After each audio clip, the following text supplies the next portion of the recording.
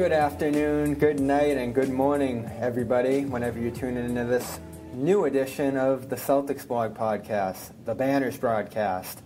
All the staff's out on assignment again today, so we're going to bring back an alumni of Celtics blog, former Celtics blog contributor and host of Celtics Stuff Live here on CLNS Media with us, Justin Poulin. I'm in a brand new studio today. As you can tell by the sound, we got the $60,000 a year mic right here. And Justin is coming to us, per usual, from parts unknown. So welcome aboard, Justin. Thanks for carving some time out tonight. Absolutely, man. Yeah, I'm on the road, as I often am, and you know, you can see my glorious hotel here, my hotel room behind me. But thanks for having me back on. I think the last time I was on your show was in the early advent of the Bobcast, right? Yeah, we're doing 2 shows here on CLNS Media. That's probably a record. There you go. Yeah. There's plenty of records out there to be set, so you just go have at them, man. Go kill them. All right, let's get right into it. The Celtics, we knew this was coming all season, Justin. I think both of us thought it was going to come earlier than it did, but they have a 3-game losing streak now. New Orleans, Philadelphia, and Orlando. 3 in a row down for the Celtics. There was some injuries scraped in there, but the third of those, fully healthy, at home, Sunday afternoon against the worst team in the Eastern Conference. I don't want to say embarrassing because it's just one loss through a regular season they've been so good in so far, but the Magic were missing their 3 best players, or 3 of their better players, between Vucevic, Jonathan Isaac. Brad Stevens is looking for answers. He seemingly can't find any. I'm looking for answers because the defense that had been so good all year looked like a mess against Orlando. And throughout all those games, there were lapses, and what Stevens was saying after all those games is that they've had these lapses throughout the year, offensively, now defensively. What do you think is the reason for that? Yeah, I think the time off didn't do him any favors. We talked about this on Celtics Stuff Live this week. John and I trying to answer that same question, a 3-game skid after a 7-game winning streak. Obviously, their play was broken up in the middle of that time period because of the traveling over to London and back. But I think another thing that we threw out there, and this is really just kind of throwing it against the wall, but I almost wonder if the practices didn't throw them out of their groove a little bit, because now all of a sudden they had all this time to practice. You have to wonder if Brad's trying to throw some wrinkles in, knows that he has to advance things even with the younger players and guys like Tatum who are in their first year contributing, making major contributions to the team. And so I almost wonder if they're overthinking it a little bit, or if they just lost some of their communication. We've seen this with Brad Stevens' teams in the past. Obviously, this one very different than previous years with a lot of roster personnel changes in the offseason. But it has happened before where they seem to play better when they're playing often, and then when there is a lull in between games, they kind of fall off their rhythm.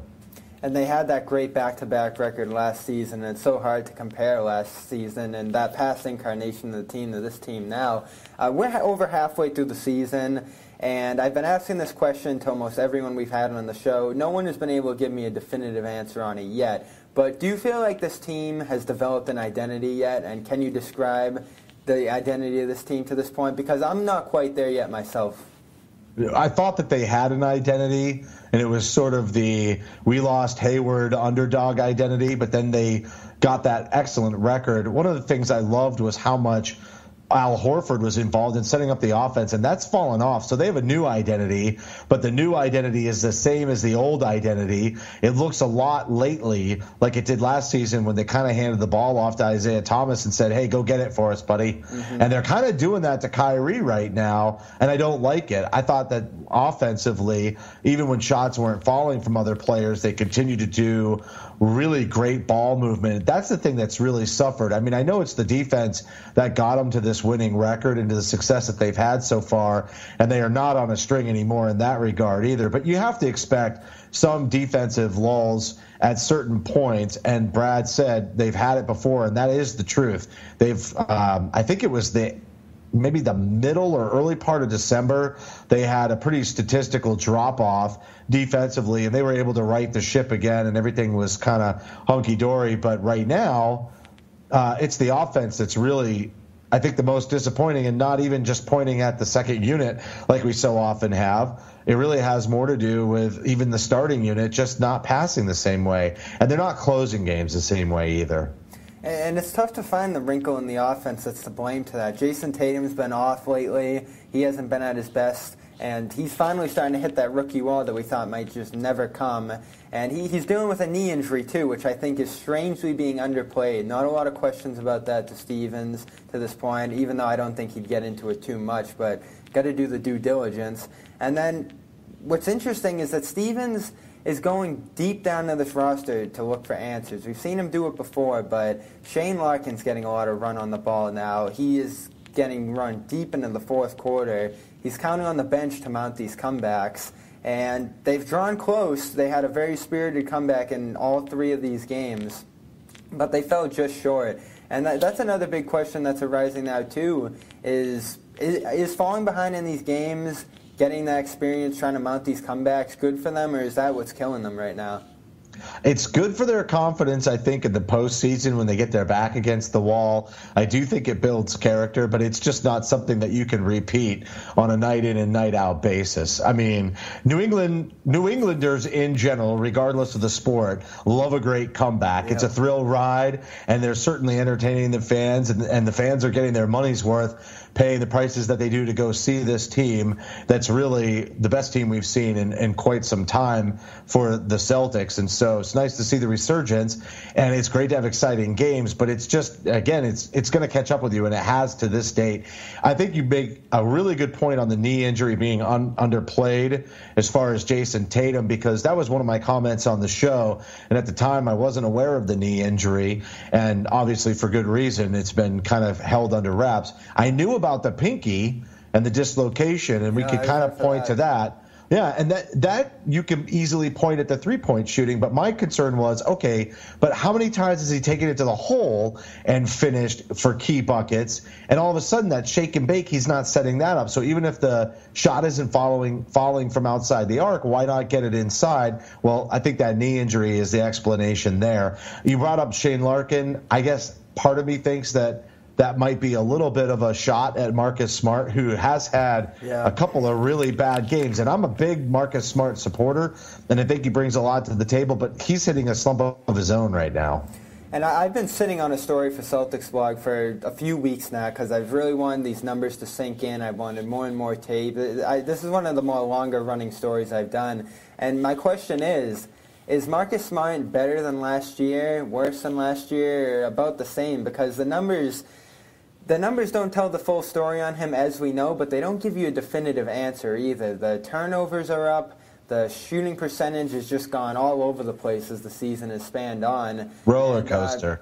What's interesting, too, when you brought it up, is that Stevens has been searching for different ball handlers to counteract those Smart minutes. Terry Rozier is going a ton of time in certain games. Larkin has really entered the fold as a ball handler for this team, to the point where he's doing a lot of the dribbling on the floor. If you look at the dribbling numbers, he's second to Irving in dribbles per game. Good stat right there. What do you think of Smart this year? Because we've all been talking about that contract that's coming up for him. As Kevin O'Connor taught me, if you're given a second contract, you're projecting future value. And third to fourth season in the NBA, that's where you really want to see some growth. And I don't know if he's worse than last year, but he's definitely not better. Yeah, I think that's really semantics, because at the end of the day, for him to get the money that he wants and for the Celtics to bring him back versus taking a look at somebody else, what they really said was all along, all right, we can live with the shooting and that not being perfect, but we need him to be able to direct the offense. We need him to be able to playmaker. That is an area that I think last season I felt like he was pretty strong in terms of running the pick and roll, really smart player, setting up the offense even when he didn't have his own shot. And even to the start of this season, I think it was still there. So the answer to your question really depends on how long does this slump last? How long does he throw passes when he's driving to try to create something into the hands of the opponents, as he did twice, I believe, in the third quarter. If it wasn't both in the third quarter, it was the third quarter and early in the fourth. And also stepped out of bounds twice. I mean, those kinds of turnovers, that's 4 turnovers at a crucial point in the game when Orlando started to pull away. That's just totally unacceptable. And especially at this point, because he is a smart player. So does that continue? And if it does continue, you can definitely say he's worse. But unless that playmaking really stabilizes the second unit, he plays well off with Terry Rozier, because that was really the plan all along, was to put those two in the backcourt and stabilize that second unit. Yeah. Unless that takes a major leap, you can't say he's better. And if the slump lasts, I think you can say he's worse. So who is this on to right the ship right now? We saw Irving score 40 points in 40 minutes on a Magic game. It's hard to ask anything more from him.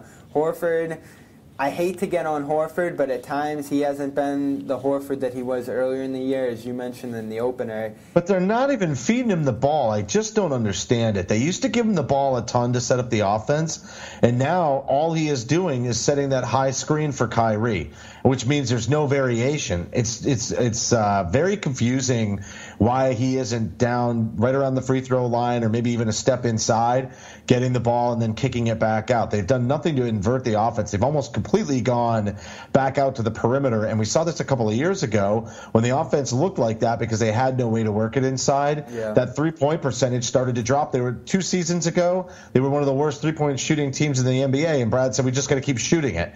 Well, last season they started to get that uptick and it started to look better, but it also coincided with Isaiah Thomas just completely attacking the basket and being able to draw a lot of that defense, and then occasionally he would kick it out. So I think it's somewhat on Brad, because I think he needs to get the team to get back to that inside-outside game. You know, here's amongst all of this, Daniel Theis is probably playing the best basketball of the Celtics big over the last 2 weeks, and I just want to see him get more, and I think he has a lot to contribute, and yet they still really are not utilizing even Aron Baynes. You know, he's been off for too long. He played 4 minutes in the Orlando game. That's an issue. I think that's where some of it lies. They've lost their strength inside. They're being forced to the perimeter game. They're getting blitzed out there. Kyrie's finding it harder to get inside. He's taking these 3 steps back beyond the arc 3-pointers, and those are just to try to keep him in the game. They're not crazy ones at the end of the game to try to put it away or avoid overtime. And it just looks dysfunctional. Yeah, and the lineups are a good question right there. This team is different from teams in years past, where I think going small was a major strength of theirs in the Jay Crowder era, when they were able to really lean on him as that 4 in that lineup. And then on the game against the Magic, they start small. They went with Morris at the 4, who has been getting way more minutes of late since that London break. His knees he's better. Really getting better, and he's better. Yeah, he's been doing well in the swing of the offense, but with that small lineup, the Magic were getting to the paint at will, opening up their game outside. The way the Magic just completely broke down their defense against small ball lineups for most of the game concerned me, because in those old Crowder, Thomas teams, even though they gave up height and gained offense in the process, I don't feel like they gave up as much defense as they do now. And the Baynes thing is an issue. Yeah. The Baynes, as soon as they already knew he wasn't going to be able to hit outside shots, but he had that mid-range jumper, especially along the baseline. He was pretty sweet for quite a while. And it was about a week ago, all of a sudden, that jumper just wasn't falling for him, and his minutes fell off faster than his jump shot. Yeah, it's the Stevens thing. Stevens wants guys on the court who can shoot. It's why Theis's numbers have nearly matched Baynes', it seems like, to this point now. And I know Baynes was dealing with a sinus infection. That was probably a big reason he only got 4 minutes in that Magic game. But he's 8th or 9th on this team in minutes. And if you look at the numbers, the lineup numbers, the net ratings, and everything else, the best lineups they have, offensively and defensively, have Baynes in them. The starting lineup and the starting lineup with Smart in there instead of Tatum. Yeah, it's really interesting. I mean, I think the Tatum-Smart thing is, you know, I think you can tease that out just because of the defensive effort is a little bit different, and maybe when those rotations are out there. But what I will say is it seems like Daniel Theis hit that 1 3-pointer, right? He kept trying it, and he missed it like 2 or 3 games in a row, and then when it finally fell, he just took all the minutes. It's like, there he is. He can shoot threes. It's proven. It's a fact. He can make a 3, so now he's getting run. And I don't think we've even seen him take a 3-pointer since that game.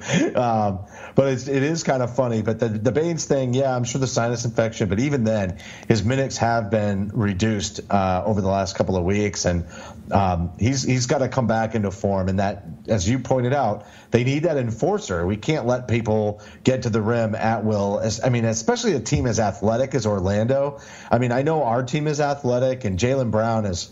I mean, he's starting to develop a Euro step that he never had, right? If he tried to do that Euro step, he was out of control. His back was to the basket, and he was throwing it up in the air. He had a nice little finger roll on a Euro step the other night, and that's a really nice development for his game because of that strong athleticism. But just to complete the point about Orlando, they're so athletic that if you don't have a punisher in the middle to make them pay when they finally get there, they are going to carve up your defense, and that's when they're dangerous, and they just caught the Celtics at the right time. And I wrote this in the React to the Magic game. I do wish they'd go with the personnel they have now. Back in the last few years, they haven't had the ability to go big, go defensive like they have this year. And early on, they were utilizing Baynes amazingly, it felt like. You had the second layer of big men play behind him and Theis. And is it the right decision? I mean, it's Stevens' mantra. He loves going small. He loves having shooters all over the court. Marcus Morris is really an X factor to this team, so he does need minutes because he's a shot maker. He's seemingly a defender. We were sold on that, but it's come and gone throughout the season, I felt like. And it has me wondering, do they have the personnel to go small this year? Because you see Semi Ojeleye getting run in that capacity. It's not working with him. Gershon Yabusele isn't ready for this, so I'd take him out of the equation completely. And Tatum, as much as I love what he's done this year, I don't think he's ready to play the floor, and he's shown that so far. I don't know. His rebounding is there, and he's had some block shots. I just think defensively, I feel like this team really drops off defensively when they go small this year. It does, but that's because it's not Hayward. It's Morris. It's a mix and match, and there's a lot of different reasons for it. I think if there was a consistent lineup, even if Tatum was at the 4 and they had Baynes at the 5, you know what I mean? I don't think you'd see the drop off. I just think it's really hard to play, with Horford at center and Tatum at the 4, and then you're kind of filling it in with Morris. I mean, can they go small? Yes, they can, but they really need Hayward to make that small lineup really work. I mean, you mentioned Jay Crowder. I can definitely see Tatum at the 3. I think he does fine at the 4. But I don't think the small lineup is necessarily better with him at the 4. So you slot him at the 3. You're not getting any bigger by putting in Hayward. But I do think that winds up, because of the shooting of going small in that capacity, that it actually works out. And even defensively, so what if you take a little bit of a drop off?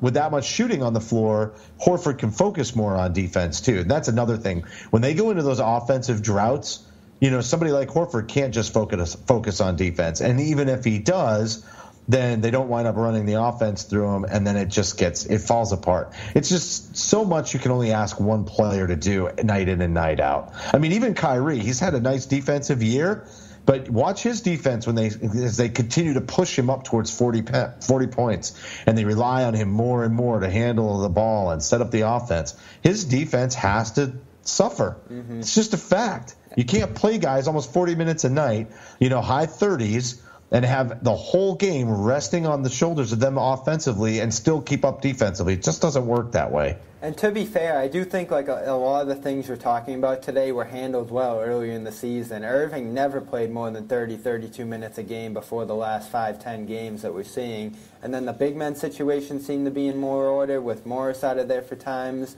And injuries weren't any less of an issue. Yeah. It's going to be interesting going forward because they have Toronto to start off February. You're going to have the trade deadline right before that Cavaliers game. And things are going bad in Cleveland. Bad. And we feel like we've seen this before. Every year. It Excellent. Seems like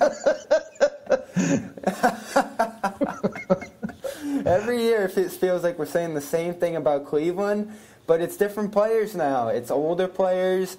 I don't know what has happened to... Well, we know what happened to Isaiah Thomas as he comes back, but I do not know what happened to Jay Crowder. That seemed like the perfect environment for him to thrive, and he's killing my fantasy league team, I'm just going to tell you.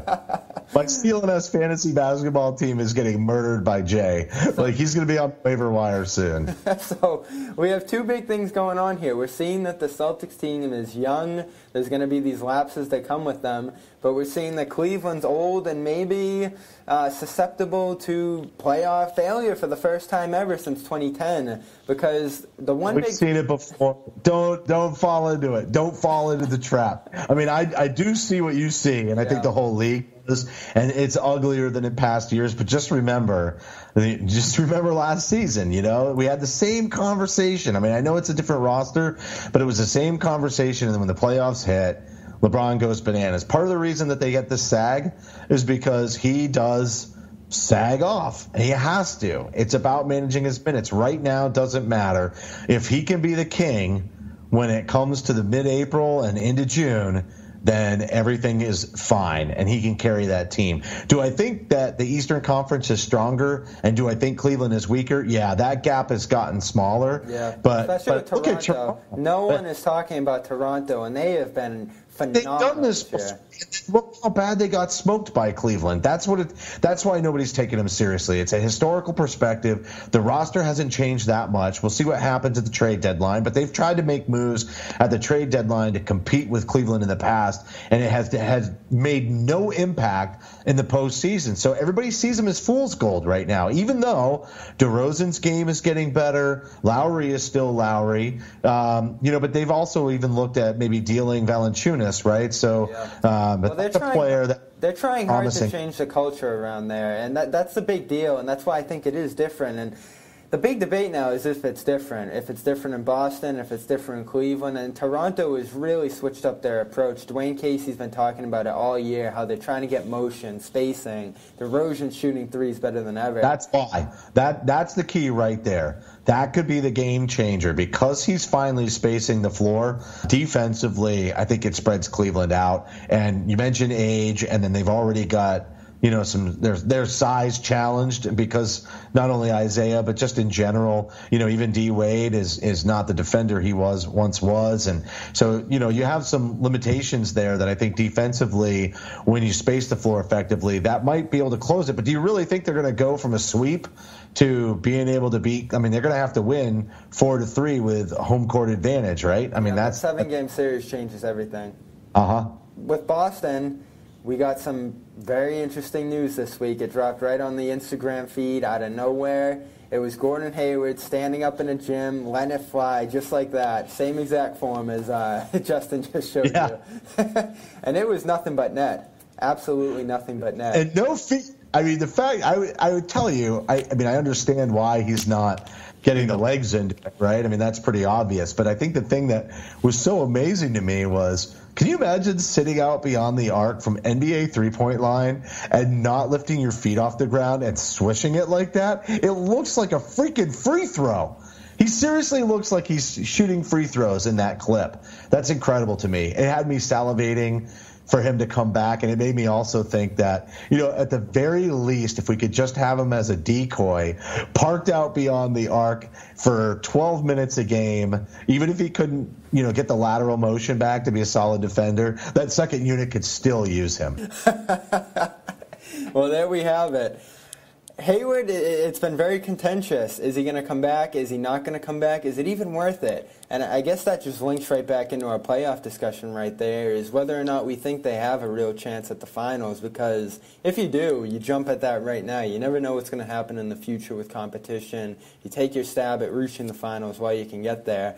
But there's also 4 years to consider with Hayward here. And the last thing we want is him rushing back to the court and this ending up worse than it was. I remember you were the one who told me on that first post-game show of the season with your medical background that there was going to be a chance he comes back, and here we are.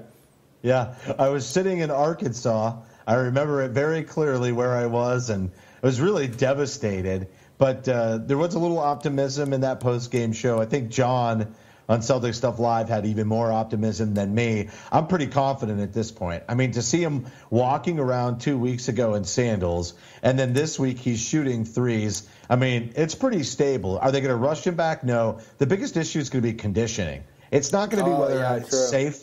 It's not going to be whether or not he's safe to come back. It's already pretty clear. I mean, think about it. He's got literally before the playoffs, he has another 3 months, and he's out there walking around on it, and he's taking shots. He is going to be fine to be able to play in the postseason. The issue is, will he be able to get into game shape? Will he trust the ankle? Is he going to be going up for alley-oops? Hell no, that ain't going to be happening in the postseason.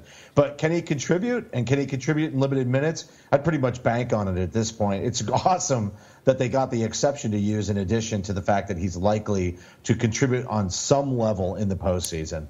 Likely. There we go. Best analysis of Hayward we've gotten yet. Most optimistic since day one. I'll give it to you. I said no way on that night. I was in agony. I thought it was all over for the year, but here we are. And that is Justin Poulin in Detroit. As cool as that new haircut he's sporting right there. Always inputting his show, so we'll plug that too. Celtics Stuff Live every week on Mondays, right? Yep, Monday mornings, every Monday morning. Yep, so Monday morning, make sure you get that over on the CLNS Media app. And subscribe to both Celtic Stuff Live and the Banners broadcast on iTunes. We'll see you on Wednesday. Alex Kungu's going to be here to discuss some topics as well from the last week. So we're going to have 2 shows this week. Gotta love it. And thanks, Justin, for being here as a guest fill-in this week. My pleasure, Bobby, anytime. All right, good night, everybody.